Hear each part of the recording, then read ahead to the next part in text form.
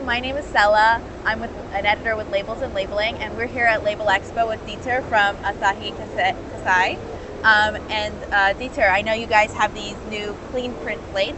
Would you mind showing me what they're capable of? Yes, hi Selah, nice to meet you and coming by here to our booth. We are showing the CleanPrint technology, and that is on this side it is a classical plate without any modified surface energy. On this side we are showing our new water wash CleanPrint technology, and I like to demonstrate it to you by putting just 2 drops of water on this side of the plate and then 2 drops of water on that side of the plate.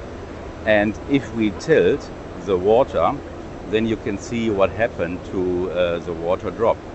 So the water on the plate with the modified surface is running down, and the water on the plate, on the typical standard plate, is actually at the moment not moving. Of course it will eventually if I tilt it much further, but this is a good demonstration of the behavior of ink. So the ink will do the same in the press and also will be easily transferred to the printed substrate. So that is increasing the OEE at the customer, so the uptime of the printing machine, and that is one of the key performance here of the plate, what we want to show to the here on the exhibition.